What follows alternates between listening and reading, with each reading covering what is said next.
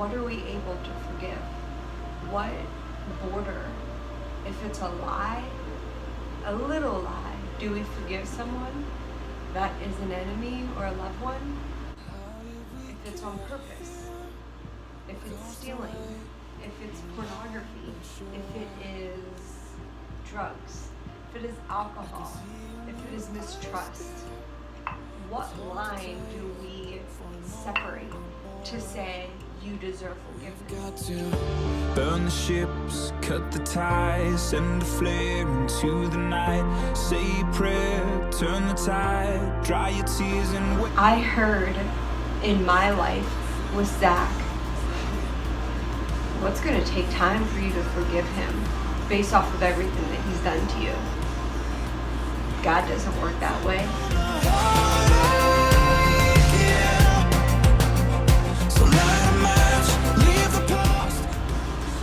Thank God, God doesn't work that way.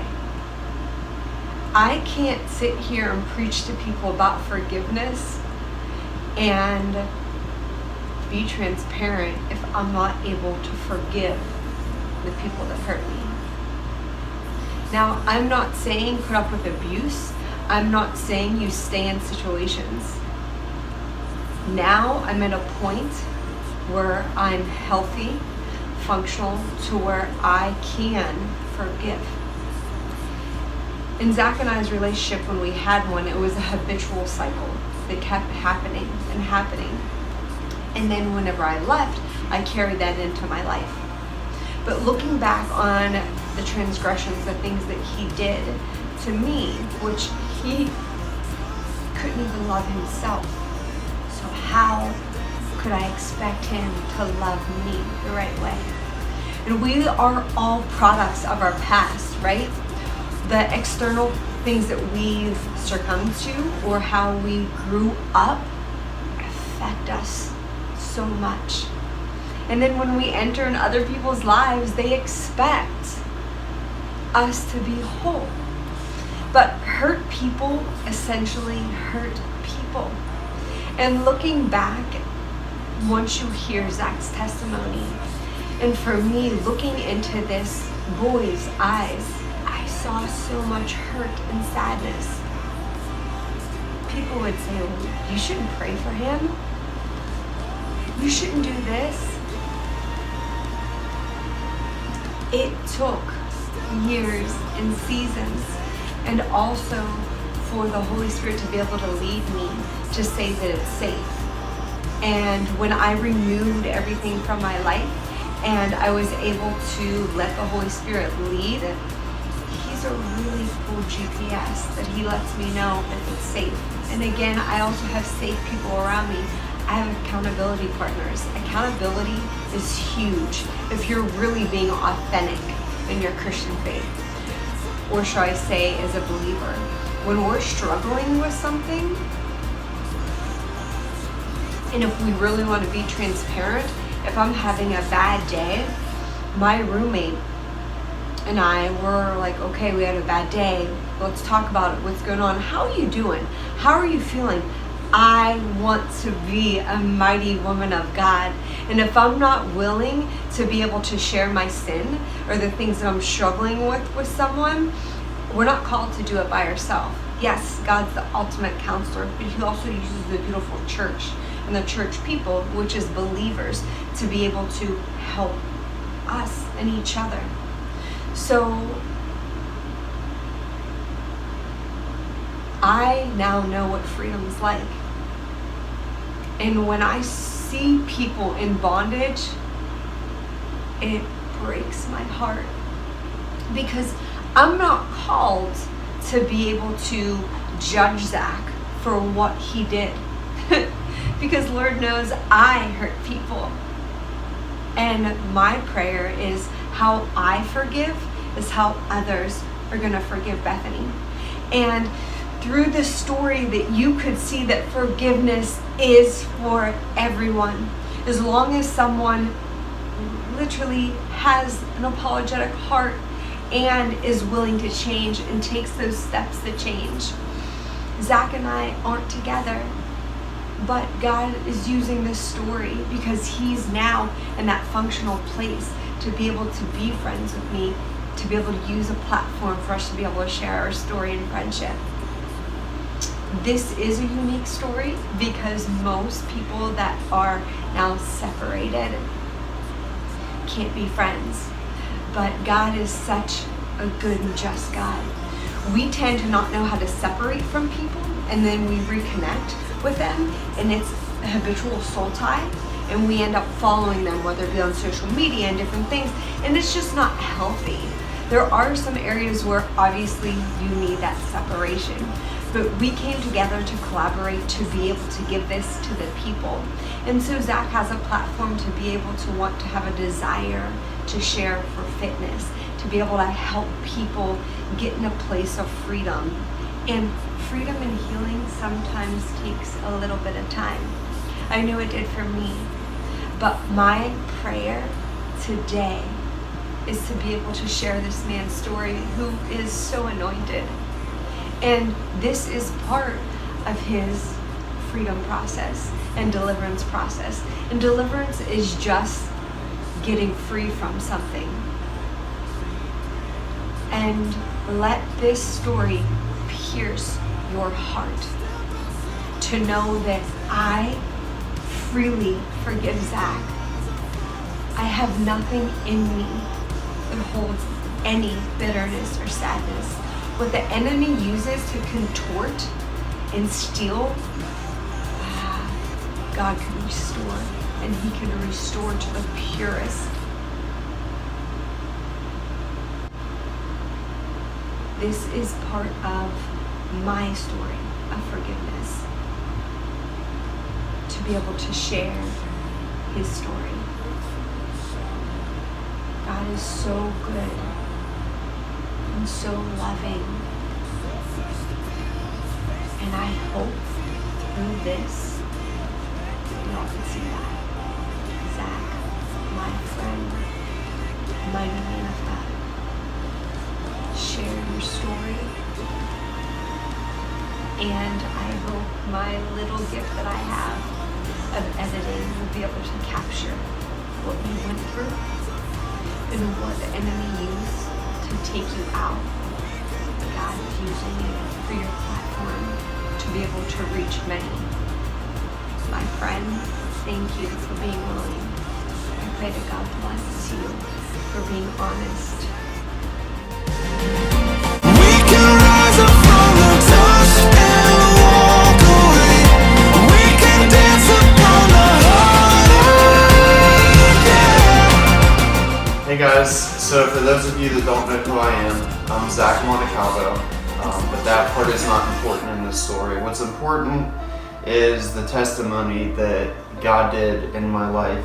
So just to tell you a little bit about my background, I was born on May 13th, 1984. I have 3 younger brothers whom I love dearly. My mom and my dad got divorced when I was 3 years old, and my mom remarried, and so did my dad. Growing up, I was always into playing sports, and that carried on throughout high school. And what came along with that territory, obviously, was having friends and going to parties. And for the most part, sports were kind of like my salvation in high school. They kept me in line, I guess you could say. They kept me disciplined. And so I dabbled, in a little bit of drinking and smoking weed, but nothing too crazy. It all really started my first year out of high school. I decided not to go off to college. I wanted to just take a year to think about life and what I wanted to do with it. And so when I was 19 years old, I started hanging around some people that I shouldn't have been hanging around. And I got into some pretty heavy drinking. I smoked a lot of weed, and I started getting into doing cocaine. So this all leads to the summer of 2003. My parents were out of town for my younger brother's baseball tournament for a week. And I was actually supposed to go down there a few days later with my best friend at the time. And we decided that we were gonna do something else, that we didn't want to go down there to a baseball tournament when we had a house all to ourselves that we could throw parties. So for that whole week, we decided to have a party every night at the house. Needless to say, things were way out of control. We were snorting cocaine off of my parents' picture frames in their houses.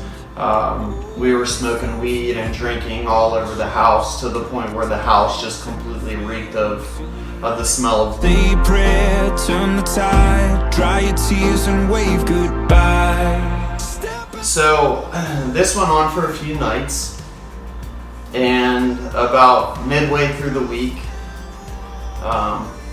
I was in the shower and my friends were on an alcohol run and, getting together things for the night. And I heard a knock at my door and my doorbell rang. And that was weird to me because I was thinking, why is he ringing the doorbell? He knows just to come in the house. So I jumped out of the shower real quick and I wrapped a towel around me. I didn't even get dressed, and I went and I opened the door, and to my surprise, there were the church girls standing at my front door on my porch. Feel the way disappear. We're coming clean, we're born again. I hope for lungs. I kind of was a little embarrassed because all I had on was a towel, so I invited them in the house and I said, I'm gonna go upstairs in my room and change real quick, I'll be right back. So I run upstairs, I throw on some clothes, I come back down, and they're nowhere to be found. And I was just thinking to myself, that's weird, why would they even show up? So a few minutes later, I'm still waiting on my buddy to get back, and I go to get in my fridge to open up a beer, and when I looked in there, they had opened all of my beer and dumped it out and put the empty bottles and cans back in there for me to see it.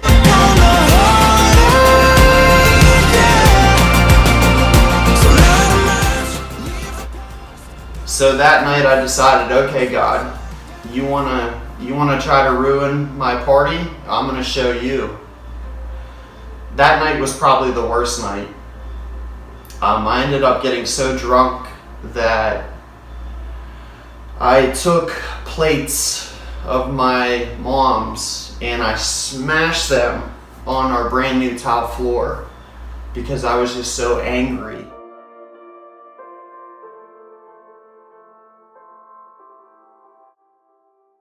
At God, and I was an angry person in life at that time.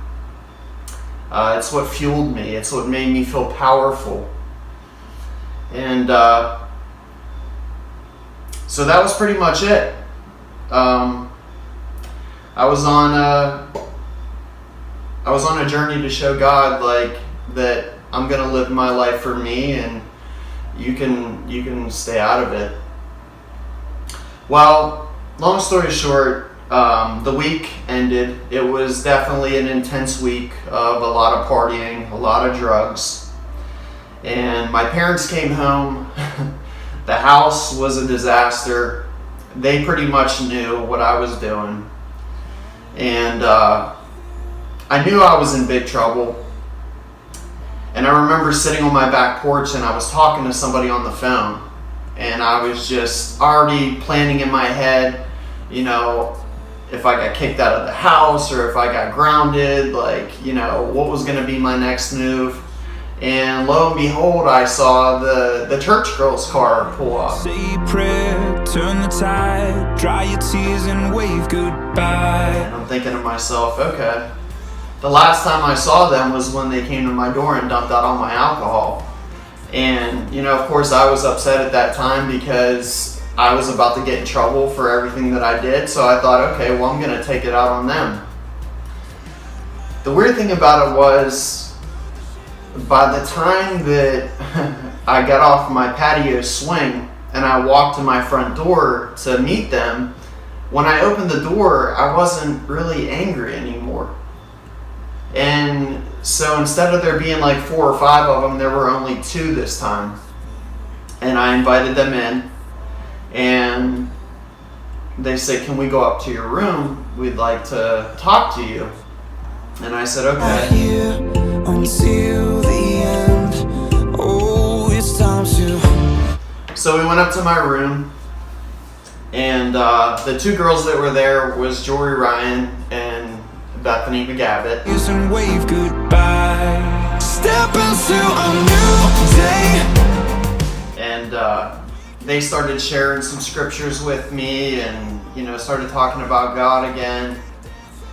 And this time I was a little more receptive to it, because I kind of knew like I was in a rough spot. And so I just sat there and I listened to them. I listened to what they had to say, and then they asked me if they could pray for me. And I said, yeah, sure. I could definitely, get a get out of jail free card per se. So I was standing there, and there was one on my left side and one on my right side, and they were just barely had their hands on both of my shoulders. We're coming clean, we're born again. Our hopeful lungs can breathe again. Oh, we can breathe again.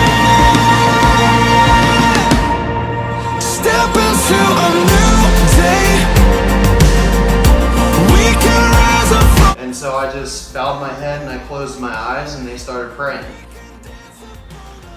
The weird thing was, when the girl on the right would be praying, I felt almost like somebody was starting to pull me to my right.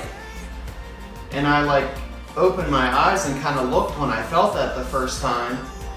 And again, she was just she barely had her hand on my shoulder. And she was just eyes closed, praying away. So I closed my eyes and bowed my head again, and the same thing happened this time when the girl on the left was praying for me. It started freaking me out a little bit, but I just went along with it. I thought maybe I was just still drunk or still high, or I was just tired from partying all week, and I thought maybe my equilibrium was off a little bit. So I closed my eyes and I bowed my head again, and they continued to pray. And they prayed for a good while. I can't remember exactly how long it was that they prayed for, but I just remember this intense pain in both of my legs, like the worst cramp you ever had times 100 in both of my legs.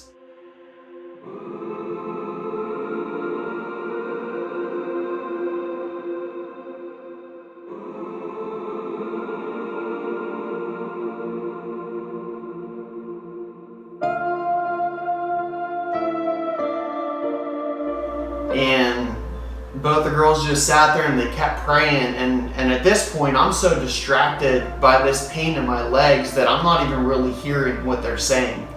I'm just fighting it. And my legs are shaking so bad that I got to the point where I couldn't fight it any longer. I fell down on my knees, and I remember falling on my face, and I just cried. And it was the first time that I had felt the presence of God in my life. And I just cried and I cried and I cried, and I remember I was so emotional that I was throwing up just green slime that looked like was coming out of my mouth onto my carpet.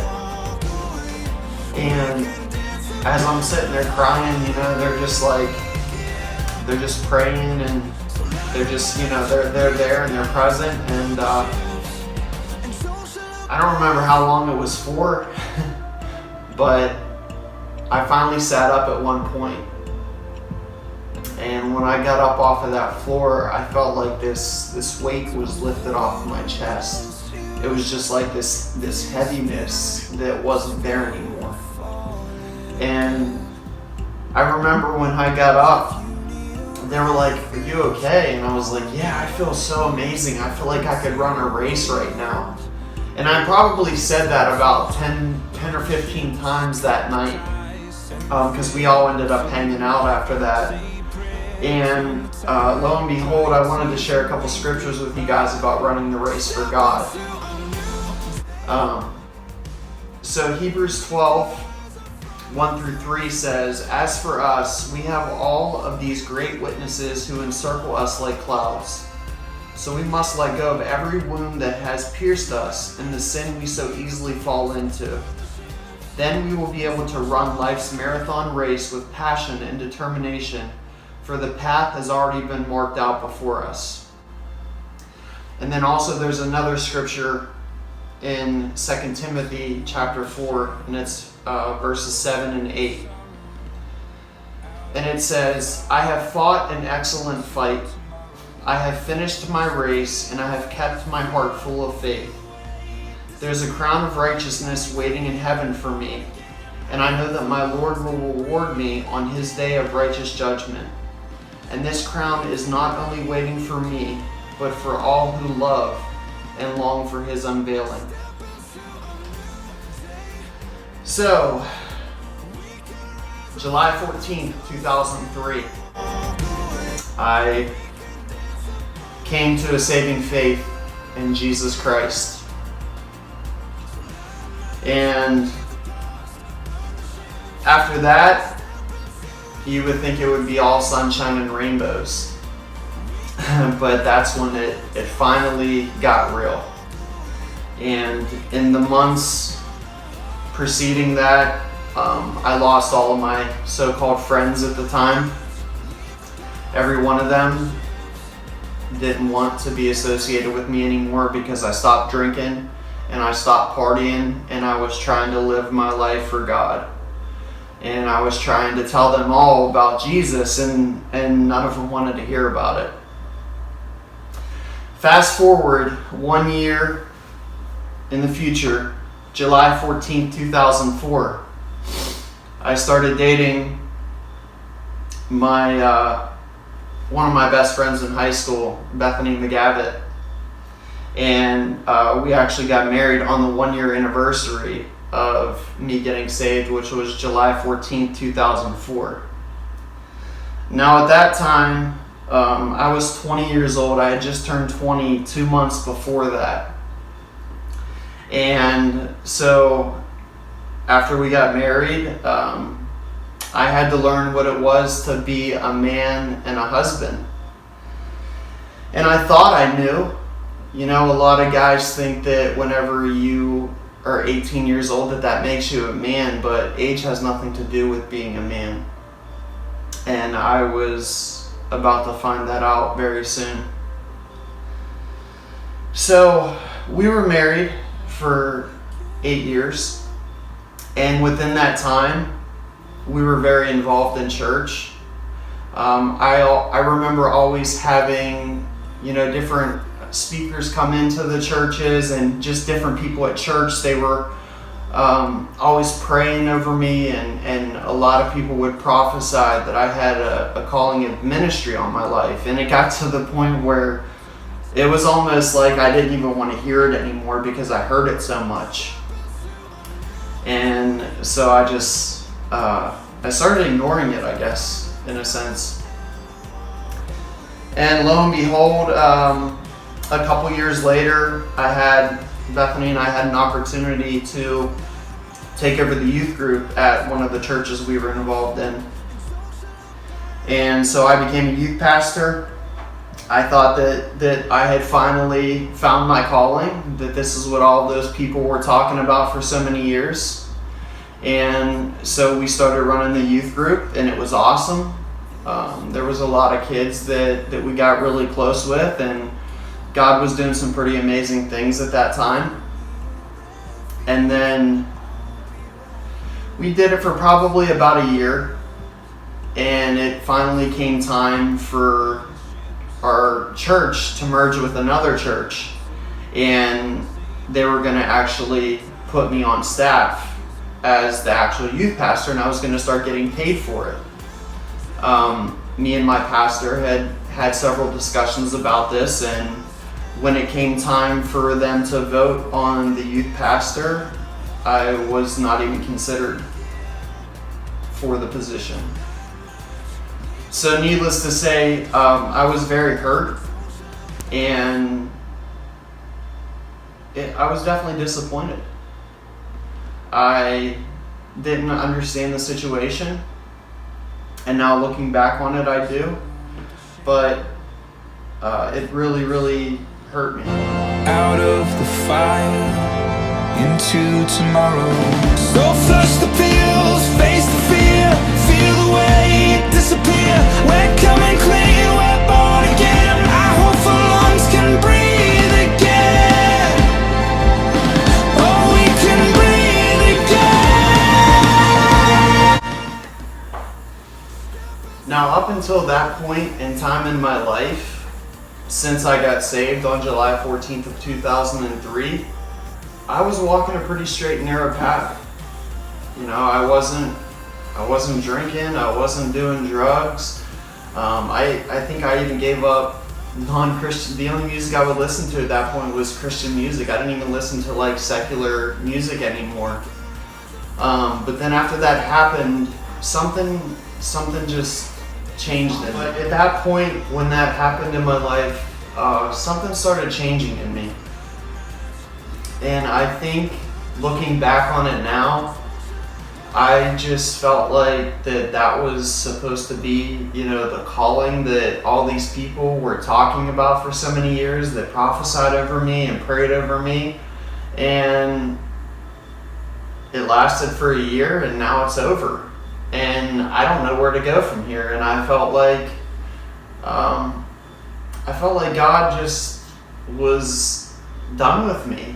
And he played, you know, this terrible trick on me and made me think that I was going to do something great for him, when really all I did was be a youth pastor for a year. So by the time I was 28 years old, this was 8 years into being married. The summer of 2012, I remember it being one of the darkest summers that I've ever been through. Bethany finally decided that she had had enough and that she wanted to divorce me. Also that summer, I lost my job, I got my car repossessed, and I got kicked out of my apartment. That was the turning point in my life, and that's when I began to spiral out of control. I fell back into the drugs and the alcohol. I basically gave up on God and life, and I was just so depressed, and I hurt so bad that I would do anything I could to numb that pain and to not feel the way that I was feeling. So it got pretty out of control, and my drinking got to the point where it was March 5th of 2017. It was a Friday night, and I was going to go out to a local bar to meet some friends to go drinking. I don't really remember much of that night, but I just remember that it was just shot after shot after shot. All I wanted to do was just numb that pain and just not feel anything.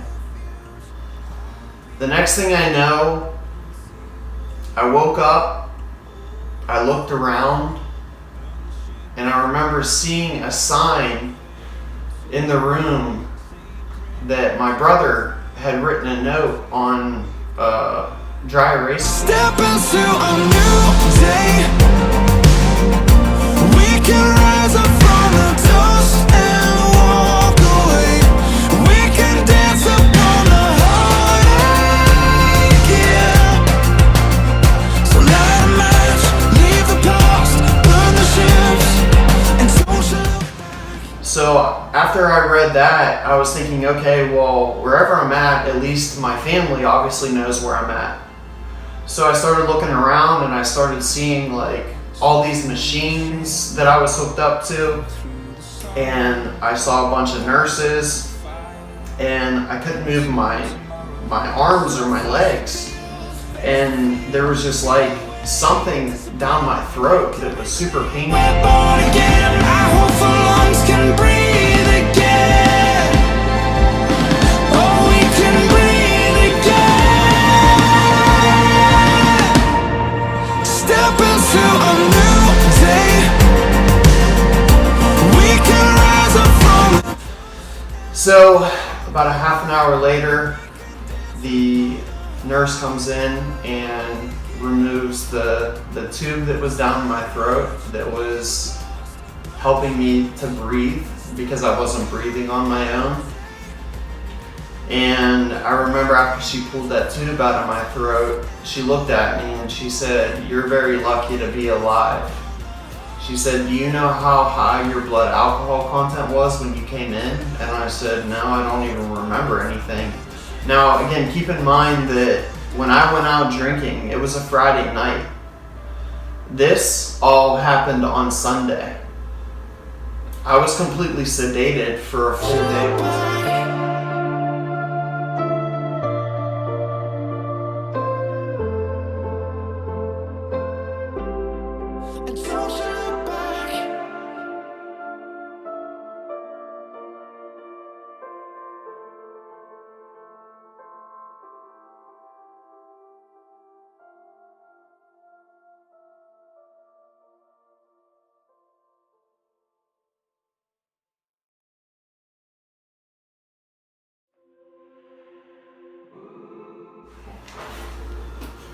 Now keep in mind, when I woke up, this is now Sunday morning. I went out drinking on a Friday night. So all day Saturday, I was sedated. My hands were restrained as well as my feet because I wouldn't leave the tube in my throat. And so basically they had no other choice. They had to give me a bunch of propofol so that I would basically be sedated enough to where I would leave the tube in my throat. And so I don't really remember any of Saturday. I can see in your eyes there. Now keep in mind, so this is all on Sunday morning. I went out drinking on Friday night. I didn't wake up for basically a full day. I was sedated. And I remember when the nurse pulled the tube out of my throat, she looked at me and she said, "You're very lucky to be alive." She said, "Do you have any idea how high your blood alcohol content was?" And of course I didn't remember anything.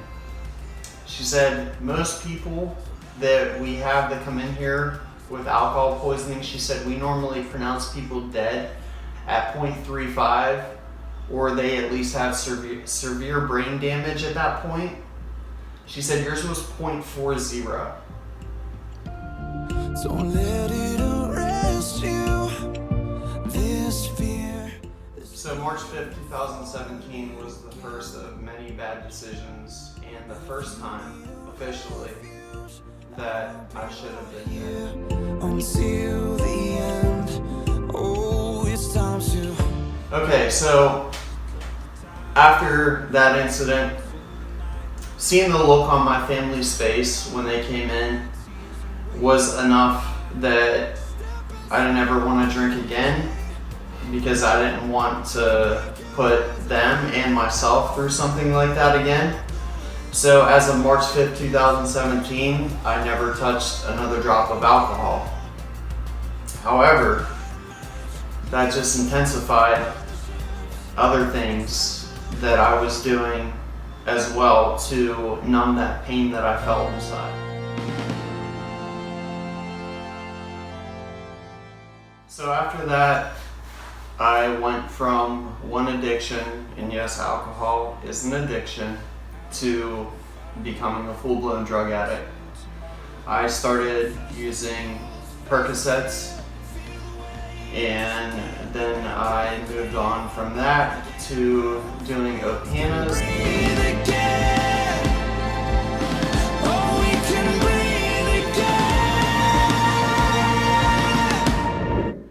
So I stopped drinking alcohol after that and went from one addiction to another, which was using opiates. I started out with the Percocets. I was doing the 30 milligram pills, crushing them up and snorting them.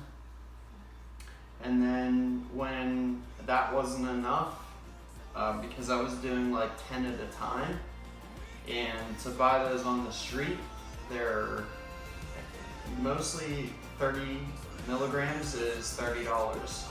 So to buy 10 of those just to get high one time is $300. So I got out of that and I moved on to Opanas, which again are another opiate.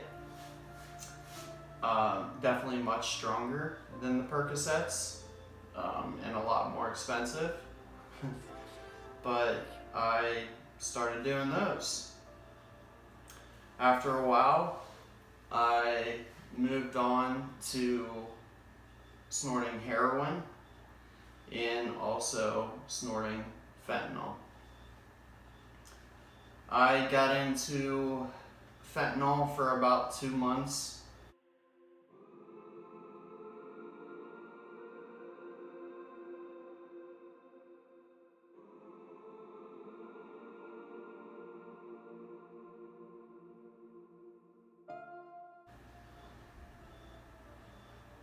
On October 17th, 2017, a little over 7 months after I had been in the hospital for drinking, I now overdosed on fentanyl for the first time. How did we get here? What caused the way?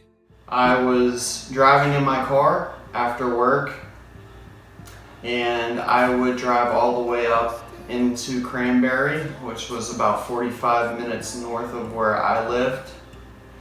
And I drove up there and I got a bunch of bags of fentanyl. I was very dope sick at the time, so all I wanted to do was to get them in me as fast as possible so that I would feel better.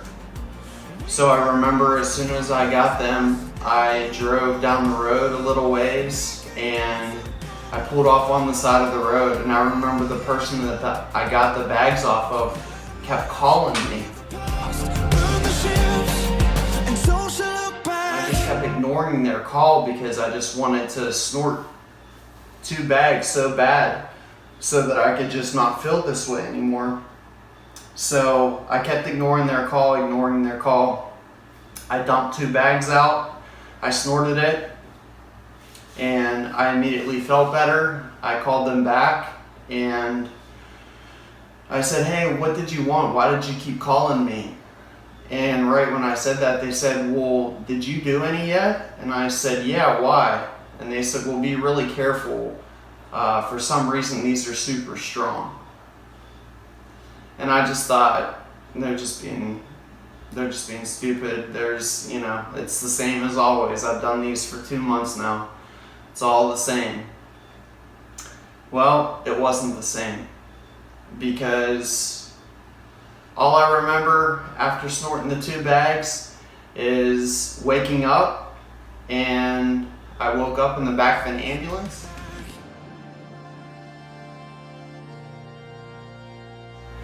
And I just remember looking at this guy that worked for the ambulance and chair service talking to me, asking me what I did, where I got it from, just all these questions. And I just remember being freezing cold and not knowing where I was at again, and it just was not a good feeling. And I ended up coming to. They hit me with Narcan and it brought me back to life. And I was released from the hospital that night at about 3 o'clock in the morning. I was scared after that. That was the first time that I had really overdosed and died like that. So I thought I was scared enough at that point to stop doing them. But after going for about 24 hours through being dope sick off of fentanyl, I was so miserable and just ready to do anything to not feel that way again.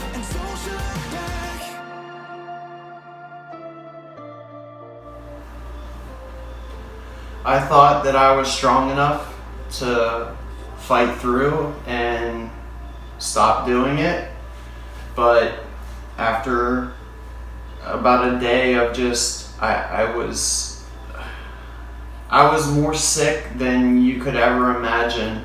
If you've never been dope sick before, I can't even really describe to you how terrible it is and what your body has to go through.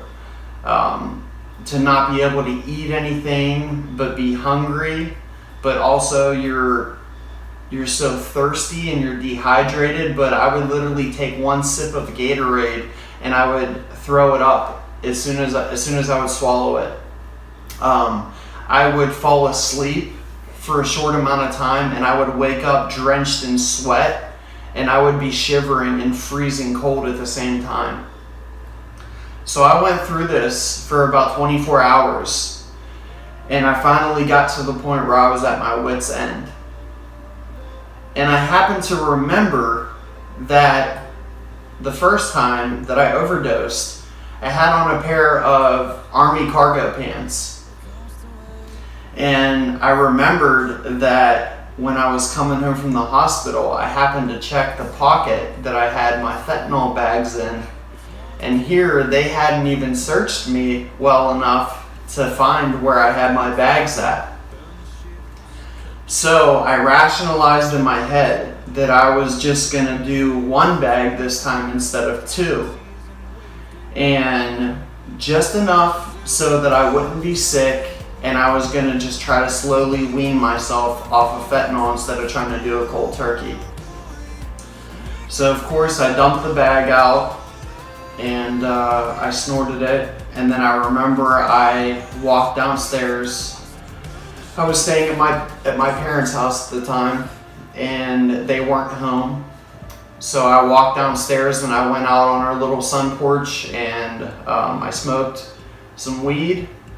And I remember walking back up to my room, and then the next thing I know, I'm back in an ambulance again.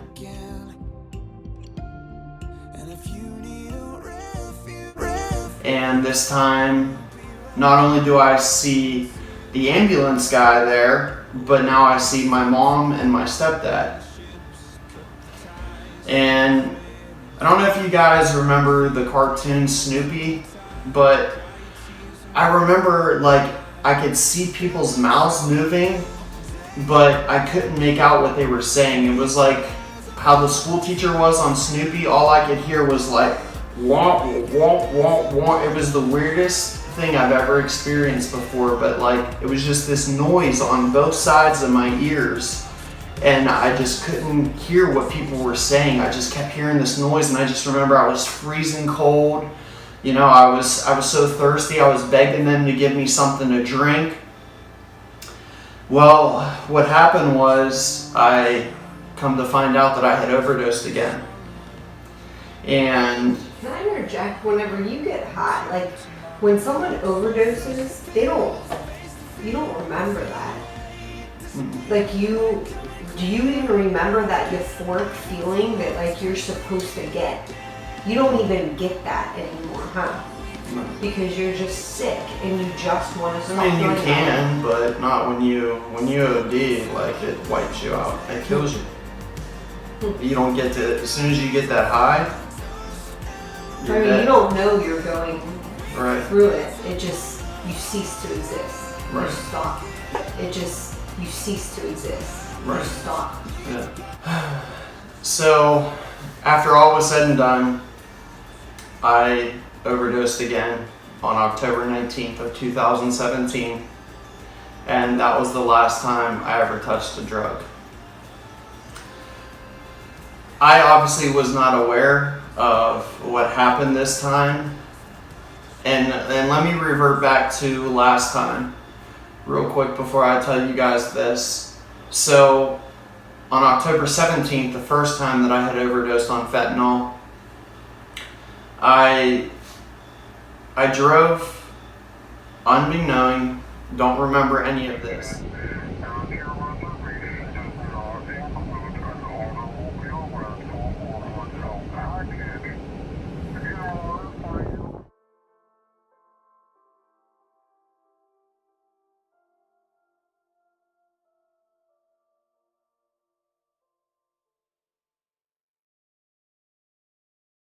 But I drove to a BP gas station after I had snorted those 2 bags of fentanyl, and I guess I must have pulled up to the gas pump, and that must have been when I slumped over and was dead. I was told by the paramedics that the person working at the gas station came out after about 15-20 minutes of me just sitting at the pump. Apparently I had my car in drive and my foot was on the brake. How did we get here? What comes to wait on a lonely shore? I can see in your eyes, dear.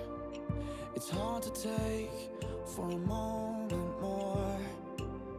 We've got to burn the ships, cut the ties, And by the grace of God, I don't know how my car didn't roll into something and wreck or whatever the case may be, but the gas attendant came out after about 15-20 minutes and found me slumped over dead and called 911. This time, my mom found me. She said that I was sitting with my head. Okay. But God, Zach, but God.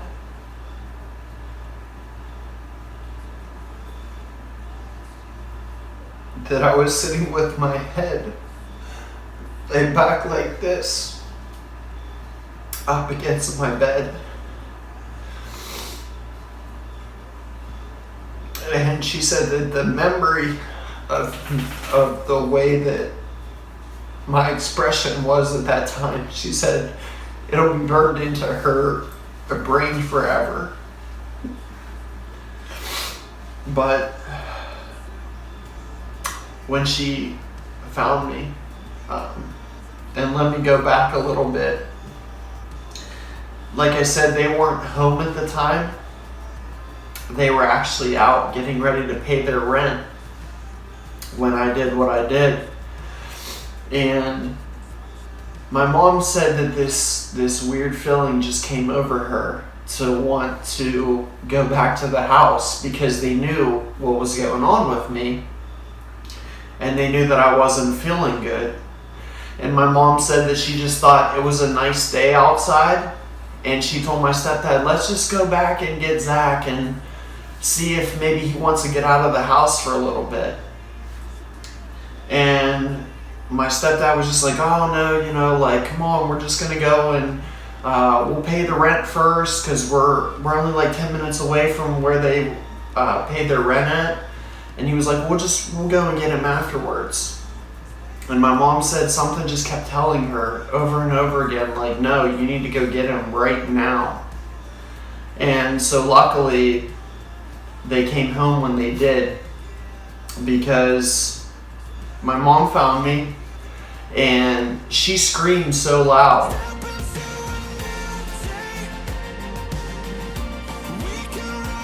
that apparently our next door neighbors heard the scream.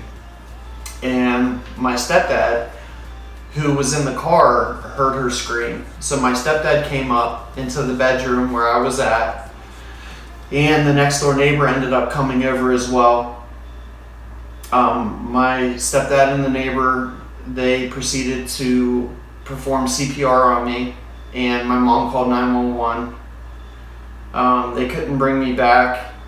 My stepdad at one point told my mom that he told her to go downstairs, and he said he's gone. They hit me with Narcan over and over again, and this time I wasn't coming back.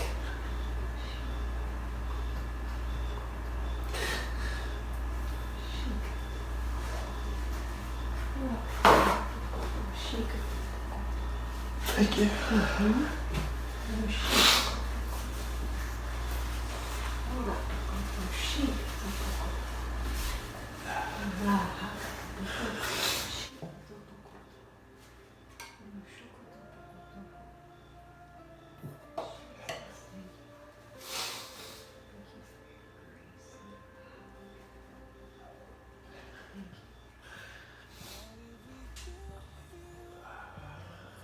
My stepdad told my mom that I was gone, that they couldn't bring me back. They hit me with Narcan like 4 or 5 times. And finally, after like the 5th time, by the grace of God, I came back to life. And that was when I was in the ambulance. And it's the weirdest thing after you overdose, but I just remember popping up, like just not knowing where I was at again, just like with, you know, the time that I was in the hospital drinking and the time before when I overdosed. You just like, you don't know where you're at, and you just try to make sense of the whole situation. But that was October 19th of 2017. And that was the last time that I ever touched a drug. So after that whole experience, it was kind of like, I guess you could call it my rock bottom. And it was my breaking point. Oh, it's time to burn the ships, cut the ties, send the flame. To where I just wanted to get clean, and I wanted to get my life back in order. And I started to fall in love with God all over again. And this time, I was able to see God for who He really was. Because the one thing that I didn't understand the first time was that I believe because Bethany was there when I got saved, and then we were dating and married after that, I believe that I always saw God through her. And so when things were good with me and her, things were good with me and God. But when things were bad with me and her, then things were bad with me and God. And now this time, with her being removed from the situation, it was like I got born again all over again.